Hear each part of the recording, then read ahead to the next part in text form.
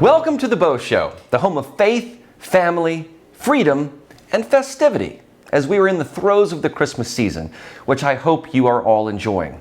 It's a time of cheer, of joy, a time of celebration, but it's also a time of reflection. And while this won't be my year in review episode, I do want to discuss an ongoing phenomenon that is part of our culture. It's become a staple of our digital world. And I want to really delve into this topic because if we don't, we are all just pawns in a game. Ever since social media spawned behemoth personalities with large followings, we have heard the term influencer.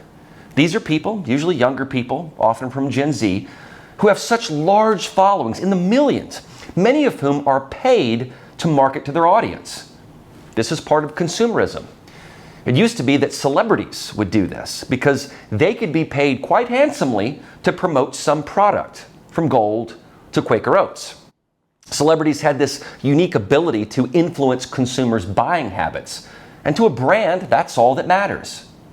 Michael Jordan was famous for saying, "Republicans buy sneakers too," meaning he didn't want to be too overtly political because he wants his shoes to sell with all sides of the political spectrum. But over time, a lot of that changed. Companies and brands began to try to have some sort of ethos and responsibility in an effort to court customers based on their corporate values rather than just the product they sell. They would tout things like environmentalism or sustainability. And in some cases, I think the motives were noble. If you are selling organic soap or detergent because you understand that a customer might be allergic to synthetic ingredients, well, it's important to make that a focal point of your influence.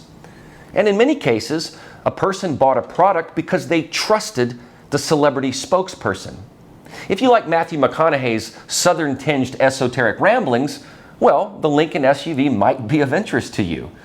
And that will help sell some Lincolns. But McConaughey also delivers turkeys in Austin on Thanksgiving. There's a distinct difference in what McConaughey is doing. In one sense, he is influencing, and in the other, he's impacting. I want to make that distinction because they are quite different and they affect us quite differently. Perhaps the most ubiquitously used platform for influencing is Chinese-owned TikTok. It became a playground for young people to amass followings and then get paid to promote makeup, skincare, or whatever consumer good was out there.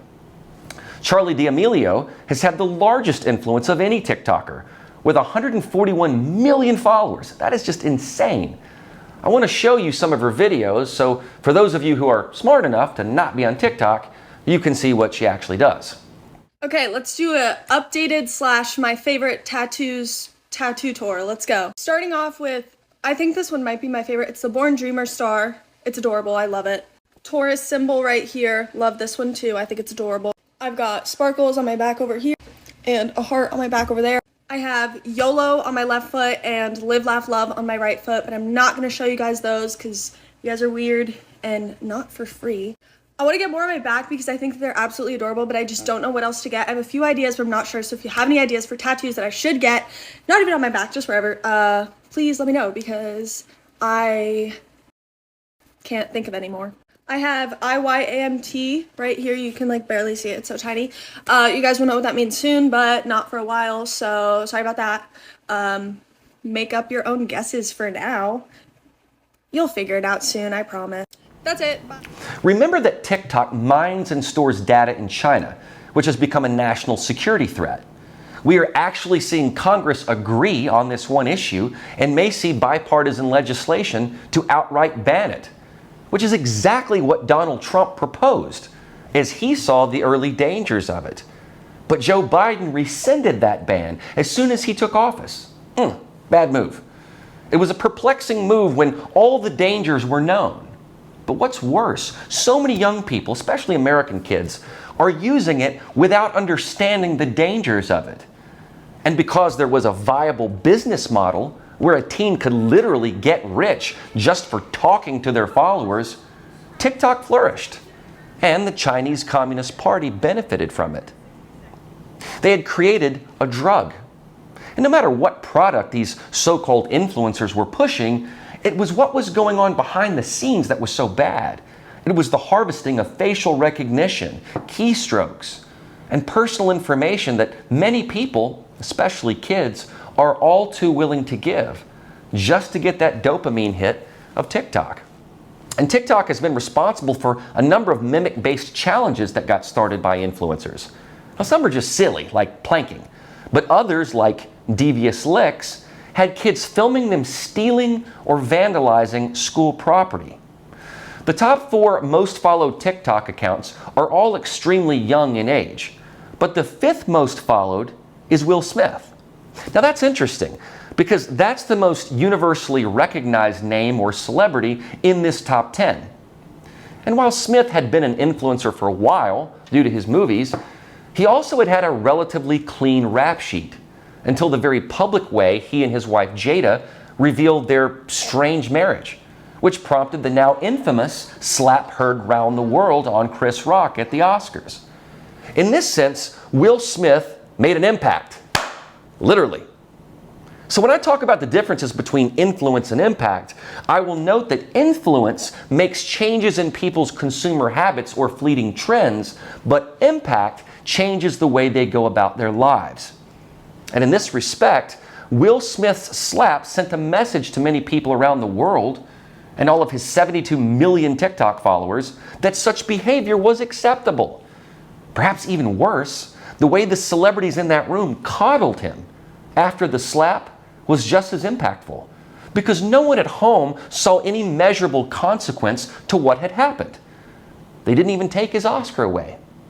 And then, true to woke American society, they wanted to make it racial, which it had nothing to do with. Most people don't think that Will Smith got reprimanded in any meaningful way. So that has a cultural impact. Dr. Jordan Peterson had an impact on me. I heard about him, I started watching some of his lectures, got his book, and even went to 2 different live lectures. Peterson is a clinical psychologist, and he lays out some basic steps for providing order in a chaotic world. Whether that's making your bed in the morning first thing, which I actually do, making friends with people who want the best for you, being precise in your speech, or comparing yourself to who you were yesterday, not what someone else is today. Those are life-altering values, and I've thought about them a great deal. Now, when I do this, I find that I become the outlier, that there are far fewer people who are like me. So you feel sometimes like you're on an island. But if you're willing to face this tough game of life head on, you can do it. You stand up straight, you manage, you succeed, and the consequence is that you lead perhaps a more meaningful life, but then you may be the impact upon someone else. That's not influence.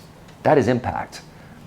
I've often made the mistake of attributing what I would do in a particular situation to others. And I find that about 8 out of 10 times, they will do the opposite of what I would do. They'll take the cheap, easy, no friction path. But that's because most people will try to avoid conflict and just blend in. That is what you call herd mentality. There are many betas, but not many alphas out there.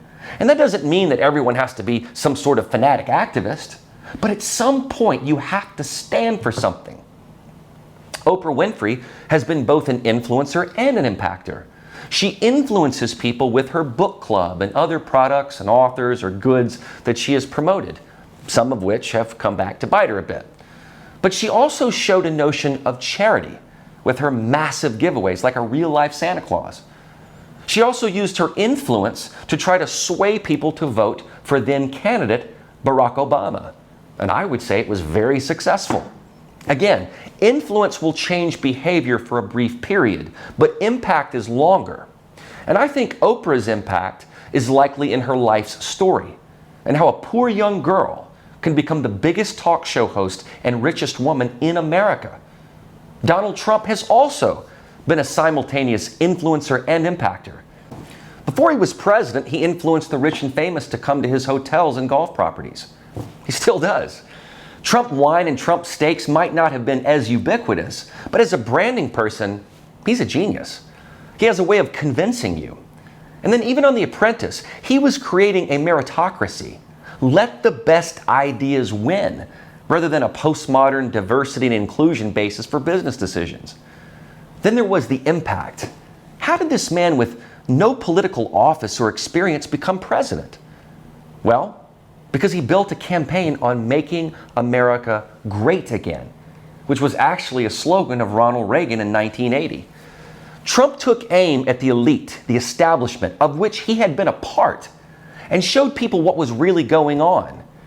And in this sense, people began changing how they voted, how they acted, how they pushed back against tyranny, how they became more aware of China, how to protect themselves, and what values and ideals are worth fighting for.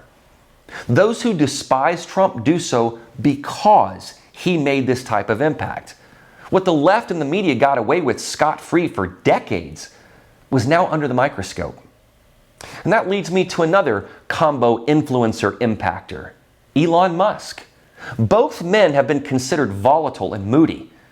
Musk created his empire of Tesla and SpaceX after both companies had gone bankrupt. He revolutionized the electric car game by making them efficient and attractive, unlike the existing Priuses. He then took the lead in space exploration and has reusable boosters returning to Earth and landing on drone pods after launching satellites into space to provide better internet across the world. You may even own a Tesla because of Elon's influence, or perhaps one of your friends who sang its praises. But Elon's impact comes in this foray into the vast unknown, literally, of space.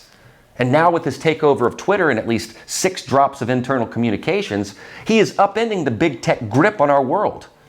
Like Trump, he is a Paul Revere. He is telling you what is actually going on.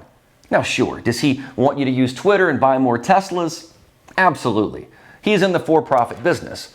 But it's these revelations of space and travel and innovation, and also these revelations of truth that are impacting the world. It is changing our worldview and how we act on social media, and why past speech has been thwarted. A war over free speech echoes eternity, as Maximus says in Gladiator, which Musk actually tweeted out. If you don't win the battle for free speech now, where will the next generation be? This is the impactor factor. What will you do that will have a direct and meaningful impact on someone else, whether that's one person or an entire generation?